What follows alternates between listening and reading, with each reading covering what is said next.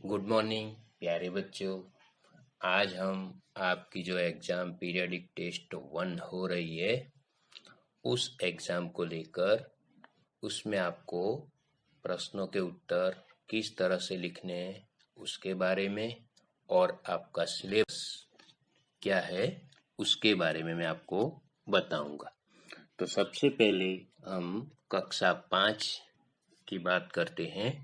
तो कक्षा 5 के अंदर आपकी जो पाठ्य पुस्तक रिमझिम है उसके अंदर से पाठ नंबर 1 राख की रस्सी और पाठ नंबर 2 फसलों के त्योहार, ये दो आपके टॉपिक है।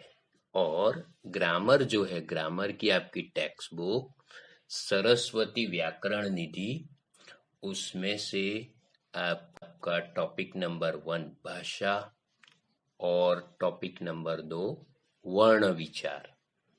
तो इस तरह से ये आपके 4 चैप्टर रहेंगे। उसी में से आपको एग्जाम के लिए तैयारी करनी है।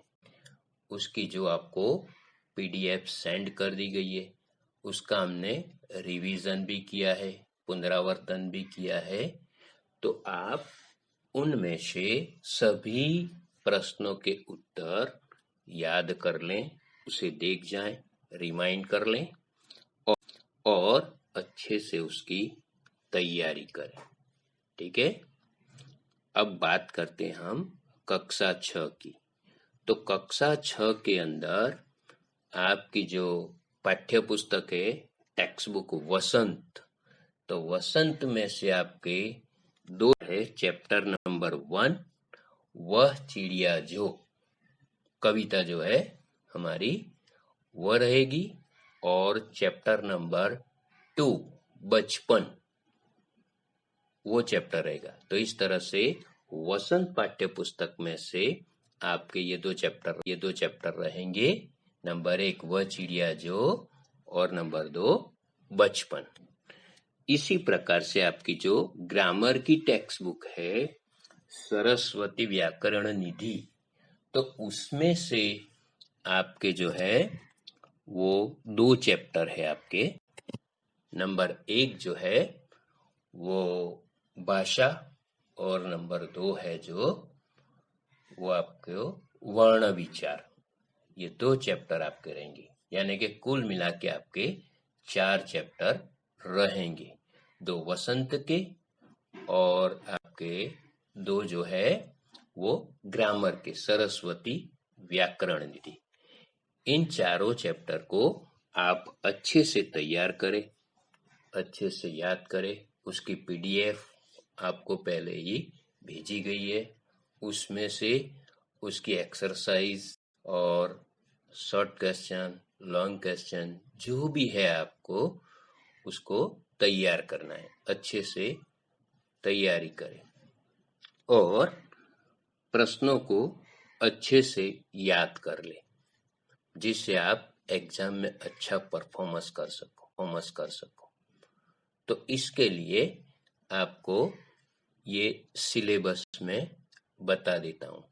अब आपको एग्जाम के अंदर प्रश्न पत्र, क्वेश्चन पेपर जो है उसके आंसर कैसे लिखने हैं उसके बारे में मैं बता रहा हूँ।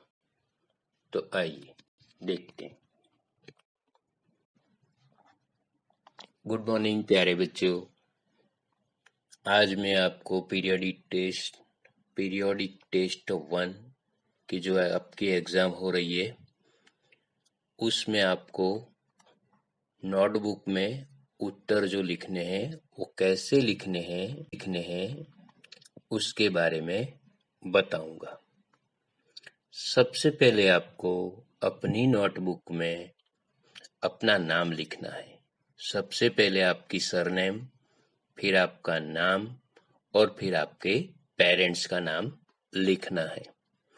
उसके बाद आपको डेट लिखनी है, जो डेट हो वो लिखनी है। उसके बाद आपको सब्जेक्ट का नाम लिखना है। अगर आपका हिंदी का पेपर है तो सब्जेक्ट आपको हिंदी लिखना है। बाद में हम पूरा पेपर, क्वेश्चन पेपर ध्यान से पढ़ेंगे। पूरा पेपर आप पहले क्वेश्चन से लेकर लास्ट क्वेश्चन तक आपको पूरा पढ़ जाना है, उसे रीड करना है। इसके बाद हम लिखना शुरू करेंगे।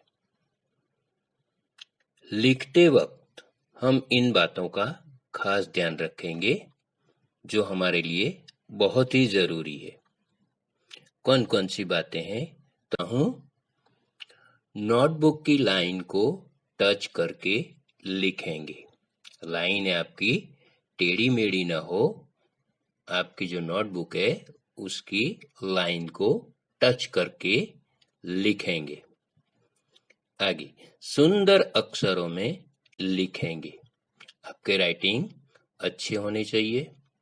जितने अच्छे राइटिंग होंगे उतना आपको फायदा होगा। एक उत्तर के बाद एक लाइन लीव करते जाएंगे। जब भी हम प्रश्नों के उत्तर लिखेंगे तो उसमें एक उत्तर, एक आंसर खत्म करने के बाद एक लाइन को लीव करेंगे। ब्लू बॉल पेन से उत्तर लिखेंगे।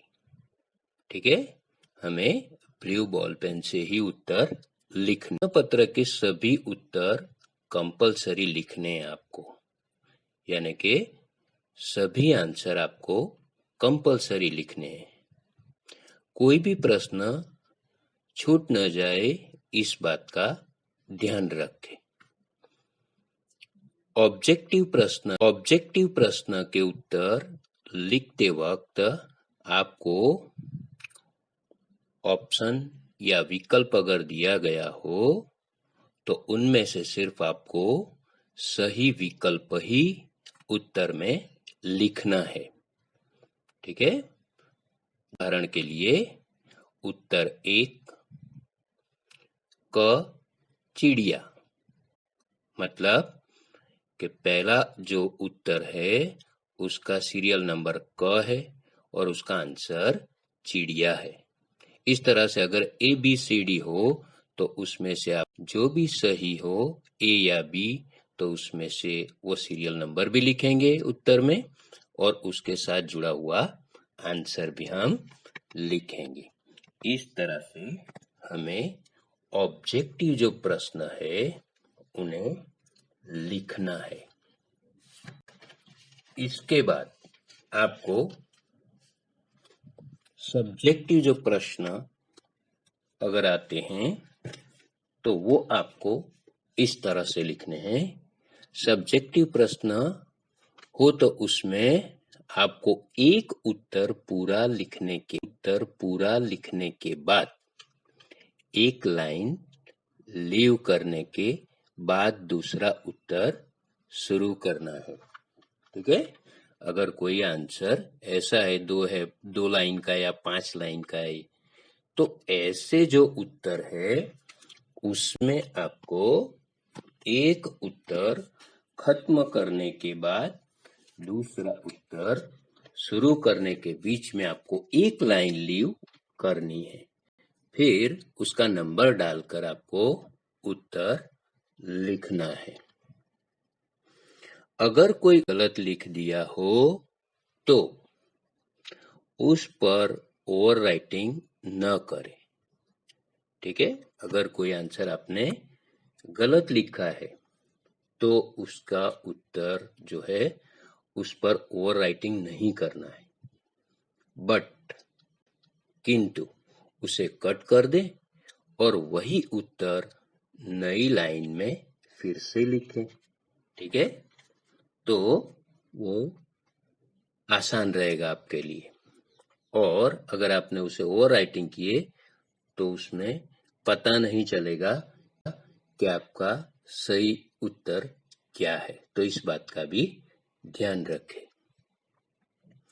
अगर आपको सेक्शन या विभाग दिया गया है, जैसे ए विभाग या ए सेक्शन, तो उसके सारे प्रश्नों के उत्तर उसी सेक्शन में लिखने हैं। ठीक है, अगर जो सेक्शन आप लिख रहे हैं और उसमें या जो प्रश्न आप लिख रहे हैं उसी में अगर ज्यादा प्रश्न दिए गए हैं, क्वेश्चन ज्यादा है, 5 है या 7 है, तो उसी सेक्शन में आपको वो सारे प्रश्नों के उत्तर लिखने हैं।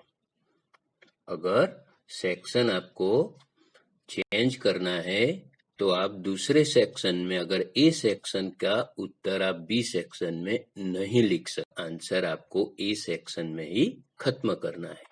ठीक है, तो इस तरह से आपको इसके उत्तर लिखने हैं। मानिए अगर कोई प्रश्न है और उस प्रश्न के अंदर अलग अलग प्रकार के प्रश्न दिए गए हैं और भी, तो आपको वही मेन प्रश्न, जैसे एग्जाम्पल के तौर पर प्रश्न नंबर 1 और उसके अंदर दूसरे 5 प्रकार के प्रश्न दिए गए हैं, तो आपको उसी मेन प्रश्न के अंदर 5 प्रश्नों के उत्तर लिखने हैं। आप वहां पे प्रश्न को अलग से दूसरे सेक्शन या दूसरे प्रश्न में नहीं लिख सकते। उसी प्रश्न नंबर 1 के अंदर उत्तर 1, 2, 3, 4, 5 इस तरह से वहीं पे उसे खत्म करेंगे और फिर मेन प्रश्न 2 जो है उसको शुरू करेंगे। ठीक है, और जब भी हम आंसर लिखेंगे तो हम मेन प्रश्न जो है उसका हेडिंग जरूर देंगे और उसके बाद ही उस मेन प्रश्न के उत्तरों को लिखना शुरू करेंगे। तो इस तरह से आपको ये जो टेस्ट है, आपका एग्जाम है, उसमें इस तरह से लिखना है। प्यारे बच्चों, अगर लिखते छूट गया तो आप उसे सभी उत्तर लिखने के बाद आखिर में प्रश्न नंबर लिखकर वहां लिख सकते हैं। ठीक है, अगर लिखते वक्त आप कोई प्रश्न भूल गए या बाय मिस्टेक छूट गया तो उस प्रश्न को आपको आखिर में, जब आखिरी प्रश्न आपका लास्ट प्रश्न या लास्ट सेक्शन खत्म हो जाए, उसके बाद उसे अलग से लिखना है। ठीक है, तो इस तरह से आपको वहां पे उसे लिख सकते हैं और उसका प्रश्न नंबर भी लिखेंगे, मेन प्रश्न या मेन सेक्शन, और उसका प्रश्न नंबर लिखकर उसे खत्म करेंगे।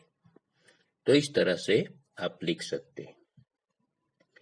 पूरा प्रश्न पत्र आज एक बार ध्यान से उसे रीड करेंगे।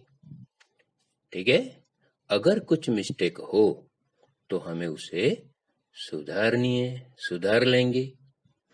तो इस प्रकार से आपका जो प्रश्न पत्र है बढ़िया रहेगा और आपकी मिस्टेक भी सुधर जाएगी।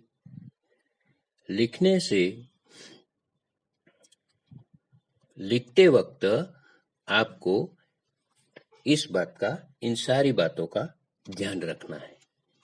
तो इस तरह से आप प्यारे बच्चों अब तरह से खत्म कर सकते हैं और आप कामयाब हो सकते हैं।